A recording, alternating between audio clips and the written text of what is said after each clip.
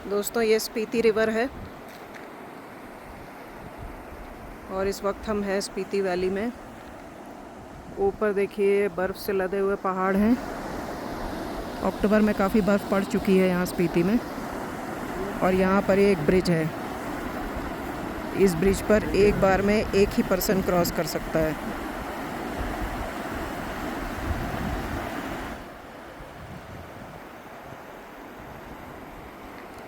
अभी रास्ते में रुके हैं थोड़ा सा यहाँ पर मैगी वगैरह खाने के लिए।